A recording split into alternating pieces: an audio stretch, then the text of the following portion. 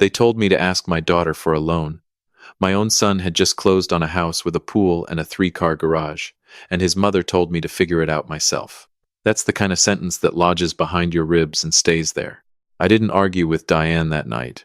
I was 63 years old, and I just sat there with the phone still warm in my hand. But before I tell you the rest of this, I need you to understand something. This isn't a story about money. It's a story about who actually shows up when you've got nothing left to give them in return. Let me back up first. I live in a small house on Maple Hollow Road outside Dayton, Ohio. The kind of place you buy at 30 thinking it's a starter home and somehow it becomes the only home you ever have. The siding needs painting. The storm door doesn't latch right anymore. It was a Thursday night in early spring, still cold enough for a jacket, and I was at the kitchen table going through a stack of medical bills I'd been avoiding for 2 weeks. Diane's phone lit up on the counter. I watched her face change before she even answered it. That particular brightness she saves for exactly one person in this world. Cole. Honey, tell me everything. She practically floated into the living room, phone pressed to her ear like it might get away from her. I called after her, asked if that was Cole, said I wanted to say hello. She didn't turn around. She just walked further away, like I was static she needed distance from. A pool house, Cole? You didn't tell me you were adding a pool house. Your father would never have imagined a life like this for you. I sat there and listened to my wife of 33 years talk to our son like he'd just landed on the moon instead of signed a mortgage. I'm not saying it bitter. I'm saying it because it's true, and you need to know what normal looked like in my house before I tell you what happened next. She came back into the kitchen eventually, still smiling, and the smile dropped off her the second she looked at me, like she'd taken off a coat. He's doing so well, she said. That's good, I told her, and I meant it. Whatever's gone sideways between me and that boy over the years, I never once wished him ill. Diane didn't say anything else. She slid a stack of my bills toward me across the table. Didn't ask about the cough. Didn't ask why I'd been sleeping in the recliner most nights because lying flat made my chest ache. Handle this before they send it to collections, she said. Like it was a chore I'd been neglecting instead of a mountain I couldn't climb. Welcome to the channel, friend. Grab a seat, because this one's going to take you somewhere. If you've got a minute, hit that like button and tell me where you're tuning in from tonight. Trust me on this one. Now, here's where I'm supposed to make myself sound better than I am, and I won't do that. I'll give you the truth, because the truth is worse than anything I could invent, and it's the only thing worth telling. 12 years ago, I wasn't a man who threw away the family's savings on something foolish. I ran a small HVAC and sheet metal shop out on Route 4. Nothing glamorous, but steady and good work if you did it right.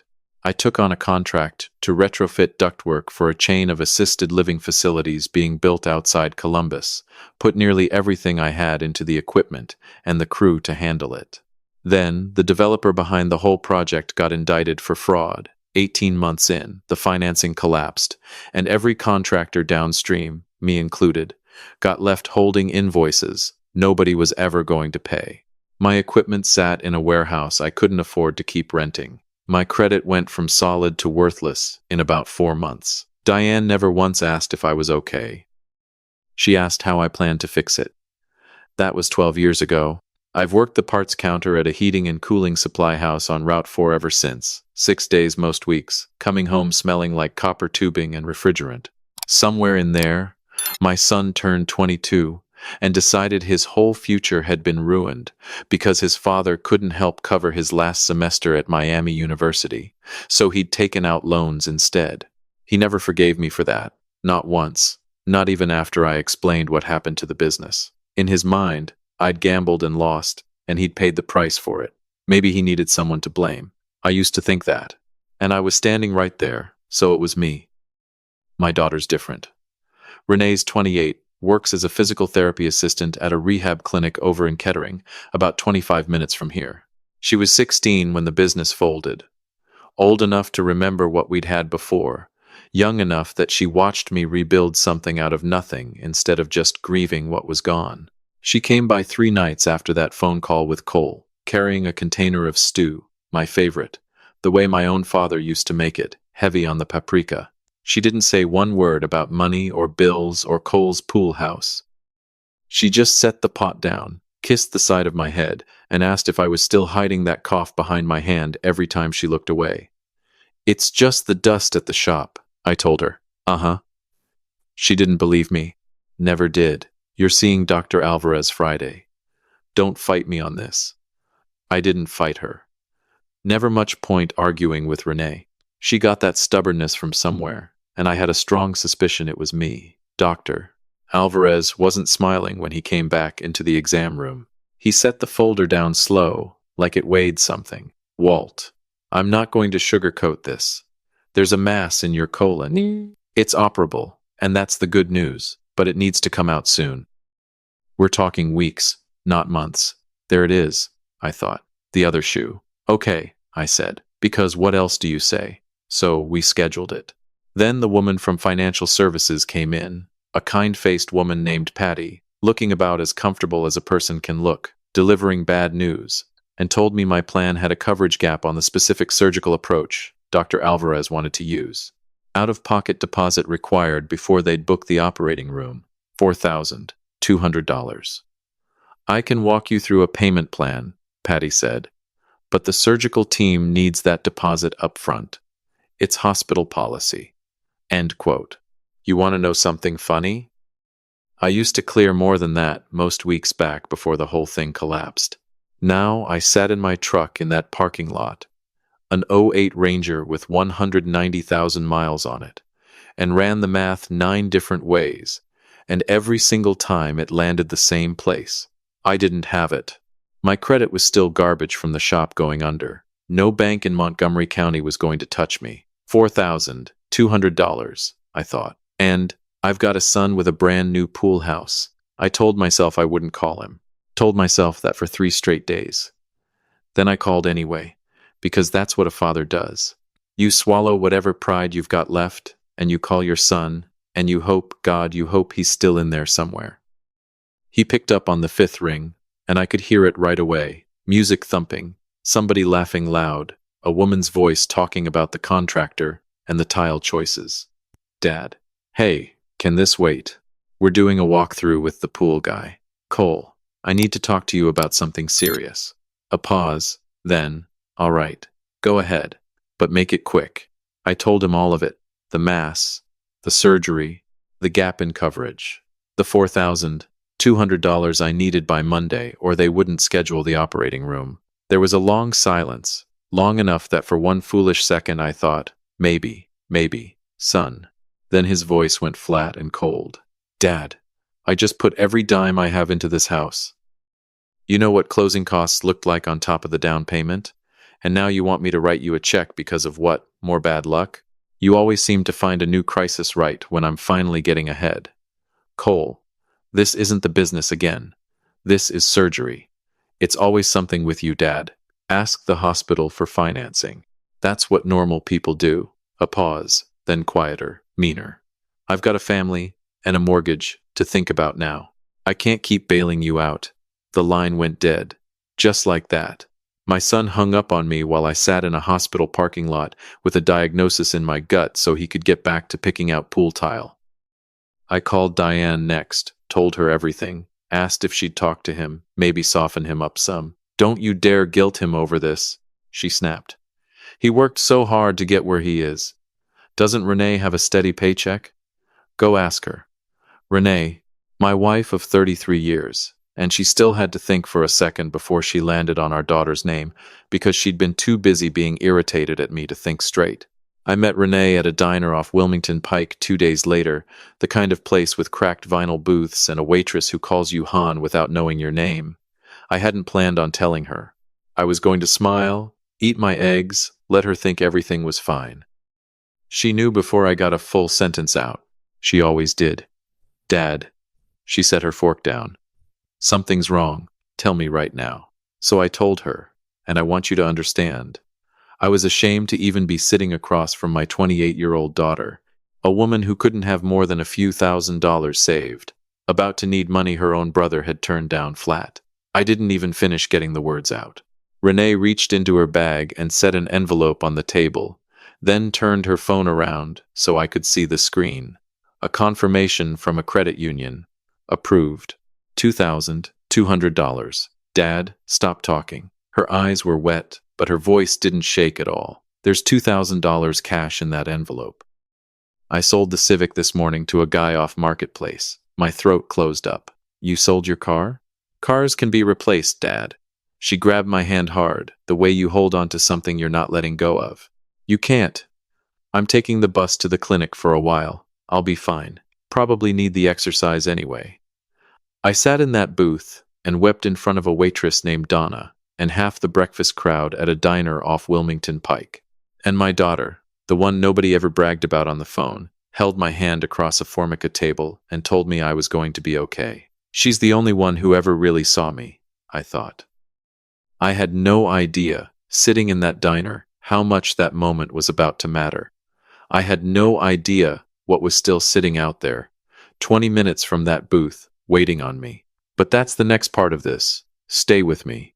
A letter showed up at my daughter's apartment while I was still healing from surgery, and it was worth more than every dollar my son ever refused to hand over. I want you to sit with that a second, because I sat with it for 4 days before I told a single living soul. But let's not get ahead of ourselves. Let me take you back to the morning of the surgery first, because you need to understand what it cost to get to that letter. They wheeled me into pre-op at 5:30 on a Tuesday morning in April, and the last thing I remember before the anesthesia took me under was Renee's face right up close to mine, her hand squeezing my fingers. "You're going to be fine, old man," she said. "I already told the nurses you're too stubborn to have complications. They said stubborn people heal faster." Where'd she learn to be this steady? I thought. 28 years old and calmer than I've ever managed to be in my whole life. Then the lights went out. I woke up 9 hours later with a tube in my throat and a pain in my abdomen like somebody had parked a truck on it. "Doctor." Alvarez came by that evening, still in his scrubs, leaned down close so I could hear him over the monitor. "We got clean margins, Walt. You did good." I didn't cry. Didn't have the energy for it. I just laid there thinking about Renee's Civic sitting on some stranger's driveway now with a different name on the title, and I thought, she bought me this. Not the hospital. Not the insurance company. My daughter bought me this with a loan and a car she needed to get to work. I'm going to make this right, I told myself. However long it takes. I spent the next 2 weeks recovering on Renee's pull-out couch, because my own house was quiet in the wrong kind of way and Diane hadn't so much as texted to ask how the surgery went. Renee's apartment was small, 1 bedroom, over on Wayne Avenue near the clinic, the kind of place where you can hear the upstairs neighbor's dog pacing at night. She'd taped her bus schedule to the fridge with a magnet from her clinic, right next to a photo of the 2 of us at a county fair years back. I looked at that bus schedule every single morning. She's out there at 6:15 waiting at a stop in the cold, I thought, because she sold her car for me, and Cole's cruising around in a truck with heated seats to check on pool tile. She'd come home every evening still in her scrubs, smelling like hand sanitizer and the clinic's carpet, check my incision, heat up something simple, sit with me and watch whatever true crime show was on. Never once complained, never once mentioned the car, never once asked when I'd pay her back. That's the difference, I thought, watching her doze off sitting up in a kitchen chair one night, still in her work clothes. Cole gives because he wants credit for it. Renee gives because it doesn't even occur to her that it's giving. It's just love to her, plain as that. It was a Wednesday, 19 days after surgery, when the mail carrier knocked, instead of just leaving it in the box. Renee was at work. I answered in my robe, still moving slow, still tender through the middle. "Got a couple certified letters here," the carrier said. "Need a signature. 2 envelopes. One from an outfit called Heartland Solar Partners, which I didn't recognize at first, and one with a return address I knew instantly, because I'd been getting mail from them for over a decade. Ohio Environmental Protection Agency, Division of Remediation. Here we go, I thought. Another update. Another 6 months of nothing. I almost set it on the counter, and went back to the couch without opening it. Something made me sit down at Renee's little kitchen table instead and tear it open right there. I read it twice, then a 3rd time slower, because I didn't trust my eyes. 12 years earlier, before the business ever fell apart, I'd bought 40 acres of cheap farmland out past Brookville, mostly because it was cheap, and I liked the idea of someday building a bigger shop out there. Then a fuel storage tank on the property next door had leaked into the groundwater, and my land got swept into the same federal cleanup order before I ever broke ground on anything. Couldn't sell it, couldn't touch it, just paid the property taxes every year and watched it sit there like a debt with no name. Remediation status. Complete. Site released from state and federal oversight, effective the previous month. Done. Released. Clean. I set the letter down like it might go off if I jostled it. Then I opened the second one. Heartland Solar Partners. Turned out that while my land sat locked under that order, the state had pushed through a corridor of new transmission lines less than a mile from my property to connect a wind farm going up 2 counties over. And suddenly 40 acres of what used to be worthless, contaminated farmland was sitting exactly where a solar developer needed to build a substation and panel array. The letter was an offer, a real one, with numbers behind it. $11 million cash, 60-day close. I read that figure maybe 15 times. I want to tell you I hollered and ran around that apartment like a crazy man. I didn't. I sat very still. $11 million, I thought. And 6 weeks ago I was crying in a diner because I couldn't scrape together $4,200. I looked up and my eyes landed right back on that bus schedule stuck to the fridge. My daughter's handwriting in the margin. Shift starts 6:45. Because she'd had to learn a whole new commute at 28 years old to save her father's life. She's out there right now, standing at a bus stop in the cold, and I'm sitting here holding $11 million. That's the moment something in me went quiet and clear. I didn't call Diane. I didn't call Cole. Remember that, because it matters for what comes later. I never hid this from anybody out of spite. I just didn't see one reason to tell people who'd already told me, in their own words, that my problems weren't theirs. Why would I call them, I thought, when 6 weeks ago they made it real clear whose problem I was. I called Marv Delaney instead, my old accountant from before the business folded, one of the only professionals who'd stuck around because I always paid him what little I could, on time. Marv, it's Walt. I need you to pull something for me today if you can. Something in my voice must have told him this wasn't a check-in call. I told him all of it, the EPA release, the Heartland offer, the number, long pause on the line. Walt, that changes everything. I know it does, I said, looking at that bus schedule one more time. That's exactly why I need you to pull something else first. You remember a document Diane had her lawyer draw up about 6 years back? Marv went quiet. The asset separation agreement, the one Cole pushed for. That's the one. I want you to read me exactly what it says. Word for word. Don't skip anything. Because if I remembered that document right, Diane hadn't just protected herself from my failures. She'd signed away every future claim to whatever came next, good or bad. Marv called back 2 hours later, paper shuffling on his end. Walt, I'm reading the operative language now. Diane Foster hereby waives, releases, and forever relinquishes any and all present or future marital claim, legal or equitable, in and to the real property located in Brookville, Ohio, described herein, including any proceeds, appreciation, or value realized therefrom, regardless of cause. Regardless of cause, I repeated slow. Marv, does that mean what I think it means? It means exactly what we drew up 6 years ago, Walt. Diane wanted the house and her retirement account protected in case that land ever got seized over your old business debts. So she partitioned the estate. Took the house as her sole separate property, and in exchange, you took 100% ownership of that liability-loaded farmland as yours alone, legally binding the day it was notarized. Whatever happens to that land now, good or an $11 million sale, she signed away every claim to it. Cole was the one who pushed her into it, wasn't he? Set the whole meeting up. I almost laughed, except none of it felt funny. Told his mother. It was smart. Told her it'd protect her credit if the land ever got seized. Well, Marv said, exhaling slow, guess it was smart. Just not in the direction he thought.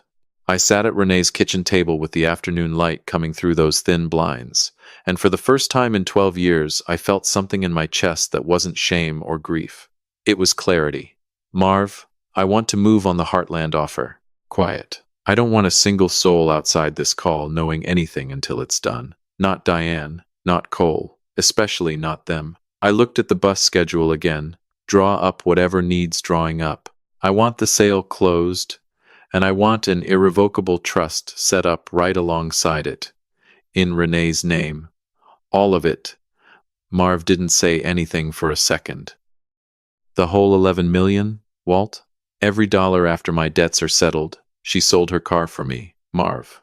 Took out a loan at some ungodly interest rate so I could get on that operating table. She's been standing at a bus stop at 6:15 in the morning for 3 weeks so I'd have somewhere to heal. Meanwhile, my son told me to ask the hospital for financing, and my wife told me not to guilt him over it. So no, I'm not splitting this 3 ways for the sake of looking fair. Fair already happened, 6 weeks ago, in a diner off Wilmington Pike, and only one of my children showed up for it. But here's the thing I want to say plainly, because I know how it sounds when a man gives away every dollar to one child and calls it justice. I wasn't foolish about it, and I want you to hear that part too, because it matters.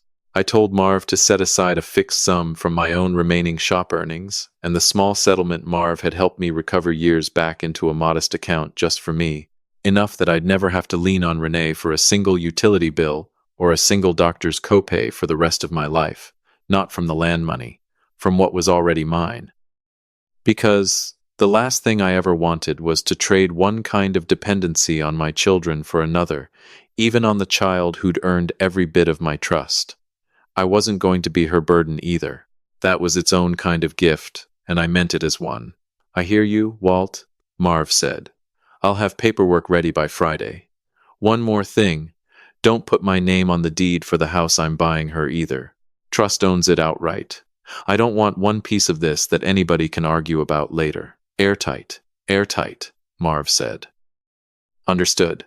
I hung up and sat a long while in that quiet apartment, listening to the window unit hum, looking at that bus schedule stuck to the fridge with a clinic magnet. They're going to find out eventually, I thought. And when they do, they won't come asking how I'm healing. They'll come asking about the money. That's just who they are now. Maybe who they've always been. I wasn't wrong about that, but not the way I expected, and not for the reason I expected. See, I figured Cole and Diane would show up because word got around about the land. They didn't know a thing about it yet when they showed up at Renee's door 9 days later. They showed up because Cole was drowning in a mess entirely of his own making, and he needed money so badly he was willing to walk into the one place he swore he'd never set foot in, his broke, humiliating father's temporary bedroom on his sister's pull-out couch. He had no idea what was waiting for him there. Neither did Diane, but I did. I'd had 9 days to get ready for it. If you've made it this far, drop a comment and let me know. Hit that like button while you're at it, and stick around, because you're going to want to see how this one lands. My son walked into my daughter's apartment ready to threaten me with divorce lawyers and frozen accounts. He had no idea I was already holding the document that had frozen him out 6 years before he ever showed up to do it.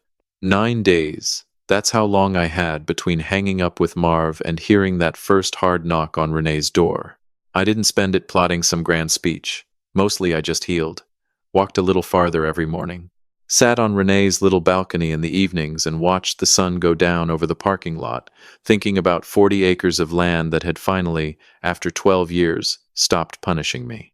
Then that Thursday evening came, and somebody pounded on the door like they meant to take it off the hinges. Dad, open up. I know you're in there. Cole's voice, loud, frayed at the edges, in a way I'd never heard from him before. Not the smug, satisfied Cole from the pool house walkthrough. Something else was underneath it now. Renee got to the door before I did, still in her scrubs, and pulled it open, with a look I recognized. The one she probably gives patients who won't do their exercises. You want to explain why you're beating on my door? Cole pushed past her without answering. Diane right behind him. My son, 32 years old, dress shirt untucked, tie loosened, sweat on his collar even though it was cool out. My wife behind him, arms crossed, jaw set hard. Neither one of them looked at me and asked how I was healing. Not one word about the surgery. Not one word about the incision still tender under my shirt. Dad. Cole's voice cracked, just slightly, in the middle. We need to talk. Now. There it is, I thought. Not how are you feeling? Not I'm sorry I hung up on you in that parking lot. Straight to business, same as always. Sit down, Cole. You look like you're about to have a coronary of your own. He didn't sit. He paced. I was going through the county recorder's site today, he said, voice shaking. Heartland Solar just filed a deed memorandum, 40 acres out past Brookville. Your land, Dad. They flagged the title history because of the waiver Mom signed 6 years ago. $11 million. You sold it, didn't you? Diane's mouth fell open. 11. Walter, is that true? So that's how they found out, I thought. Not from me, from a county website. Almost funny, in a sick sort of way. It's true, I said, calm as I could manage. Closed 11 days ago. 11 days? You've had this for 11 days? And didn't call your own son? I looked at him a long moment before answering. Last time I called you, Cole, you were doing a walkthrough with a pool contractor while I sat in a hospital parking lot trying to figure out how I'd pay for surgery. You told me it wasn't your problem. So no, I didn't feel obligated to call the second something good happened either. That should have softened him. It didn't. You hid this from us, he said, finger jabbing toward me like it would make the words truer. You knew that cleanup was finishing. You knew that land was about to be worth something. You let us think you were still struggling this whole time. Mom's still driving a car with 140,000 miles on it, Dad, while you sat on a fortune just so you could hand it all to your favorite kid the second it paid off. He actually believes that, I thought. Rewriting the whole thing in real time, right in front of me, and believing every word of it. Cole, I said, and my voice came out quieter than his, which somehow made the whole room go quieter too. I didn't know that land was worth a dime until 19 days ago. I found out sitting on your sister's pull-out couch, recovering from surgery she paid for. You want to talk about hiding things? I didn't hide a fortune from this family. I hid the fact that I was terrified for 12 straight years, because every time I tried to talk about it, your mother told me to fix the bill, and you told me I'd ruined your senior year. Diane stepped in, arms still crossed, chin up. Don't you dare stand there and play the victim, Walter. I stood by you for 33 years while you dragged this family through your business failures. That money belongs to this family. You're being vindictive. You're being cruel. You're being stingy, Cole finished for her. And it's disgusting. Stingy. I almost laughed at that one. A man who refused his father $4,200 for cancer surgery, calling his father stingy over $11 million. We're not asking any more, Cole said, and here's where his voice really shifted, dropped low, mean, the voice of a man who thought he was about to win. Mom's filing for divorce tomorrow. Financial abandonment.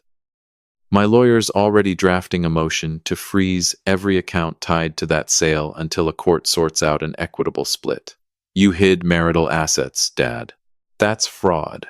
He slammed his hand flat on Renee's kitchen table, the same table where weeks earlier his sister had slid an envelope of cash across without a second thought.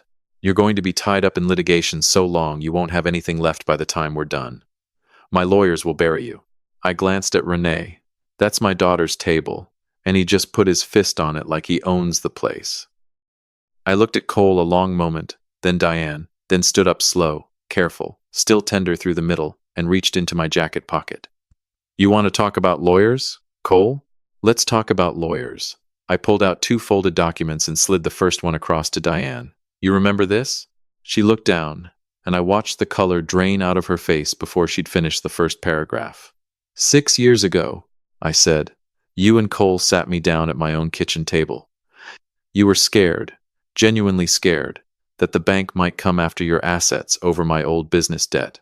Cole's idea, by the way. His brilliant idea. Told you it was smart, told you it'd protect your credit if that debt ever caught up with the land. So you signed this. Had your own lawyer draft an asset separation agreement. You took the house and your accounts as your sole separate property. And in exchange, you legally forced me to take 100% of that liability-loaded farmland as mine, alone. Read it again, I said, gentle as I could manage, because there wasn't a shred of satisfaction in me watching her hands start to tremble. It doesn't say debt. It says regardless of cause. You didn't just protect yourself from my failure, Diane. Under Ohio law, you converted that land into my separate property. You signed away any future claim to its value, regardless of cause, just to keep your hands clean. Your own lawyer explained it to you. Cole signed as a witness. Cole's face had gone pale too, but he wasn't finished. Never was that boy. That doesn't matter. I'll still take you to court. On what grounds? Cole. I slid the second document across to him. Take a look before you finish that sentence. He looked down. A bank statement. Renee's bank statement. $61, I said. That's what's sitting in your sister's checking account right now, because 6 weeks ago she sold her car and took out a loan at more interest than I care to say out loud, so I could get on an operating table. While you were picking out pool tile, your sister was standing at a bus stop at 6:15 in the morning, so she'd have bus fare to get to a job that pays her $46,000 a year, helping stroke patients relearn how to walk. I let that sit in the room a second. You want to talk about court, son? Go ahead. Bring every lawyer in Montgomery County. But before you do, you explain to a judge how you plan to claim a share of assets your own mother legally waived in writing 6 years ago on your own advice. Explain to that judge where you were the night your father needed $4,200 for cancer surgery and where your sister was. Nobody said anything for a long moment. Just the window unit humming, and somewhere upstairs, that neighbor's dog pacing the floor like it had every night for 3 weeks straight. I didn't hide this money from you, I said, and my voice finally came down soft, tired, done. I found out about the land sitting right here on that pull-out couch, 17 days after surgery. It took 60 days to close, and the trust was finalized last week. I didn't keep it quiet to be petty, Cole. I kept it quiet because I needed time to make sure it went to the only person who actually earned it. But I want you both to understand something. Even if I'd known sooner, even if I'd had months of warning, it wouldn't change one single thing about this moment. You two divorced yourselves from this family a long time ago. You just hadn't gotten around to the paperwork yet. I looked at Diane, then Cole. The trust is already finalized, irrevocable. The full $11 million goes to Renee. First thing Marv did was wire a payoff to that predatory lender to burn her loan contract to ash. I paid off this apartment complex so she won't owe a dime in rent while her new place gets finished. I funded the equipment she's been wanting to bring into the clinic for patients who can't afford private rehab. There's a car waiting on her, nicer than the Civic she sold, though she's going to fuss at me about it. And before either of you ask, no, I didn't leave myself with nothing either. I've got what I need, set aside from what was already mine, enough that I'll never have to knock on her door needing anything, ever. That's the last thing I could give her. Not being one more weight she has to carry. I folded my hands on the table. You're both officially free of my mistakes now. Isn't that what you wanted? For 12 years I heard about how I ruined this family with my failures. Well, congratulations. The failure's over. Turns out the two of you signed yourselves right out of everything that came after it. Diane's mouth opened. Nothing came out. For the first time in longer than I could remember, my wife didn't have a single word ready.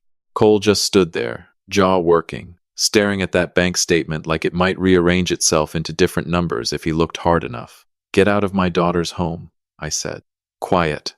Final. Both of them.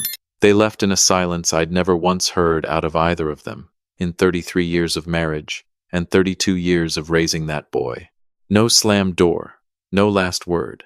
Just two people walking out of an apartment, realizing in real time that the very cleverness Cole had always been so proud of, the legal maneuver he'd talked his own mother into, was the exact thing that had locked them both out of a fortune neither one would ever see a dime of. Renee stood in the kitchen doorway after they'd gone, arms wrapped around herself, watching me. Dad.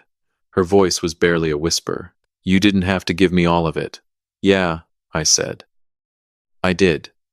I walked over and put my arm around her, careful of my ribs, and we stood there a minute in that little apartment that wouldn't be hers much longer, not because she was losing it, but because she was finally getting more than she'd ever asked anybody for. Cars can be replaced, she'd told me months before, sliding an envelope across a diner table. You can't. She'd been right about that. Turned out I couldn't be replaced either, not to her. And in the end, That was worth more than any number a solar company ever put on a piece of paper. We stood there in the quiet, my daughter and me, finally safe, finally free. And somewhere across town, my son sat down that night to figure out how he was going to explain to his wife why the pool house he was so proud of might have to go on the market. And there wasn't a single soul left in his corner willing to bail him out. Funny how that works out. If this one got to you, hit that like button, subscribe if you haven't already, and tell me where you're listening from tonight. I'll see you in the next one. Money doesn't reveal character. Crisis does. The people who love you don't wait for proof of what you're worth before they show up, and the ones who need proof were never really there to begin with. Keep count of who sits beside you when you have nothing to offer back. That's the only ledger that ever tells the truth, and it's the only one worth balancing. A small note for you. This story was written and imagined by AI for entertainment, though we hope its heart carries a real and positive lesson with it.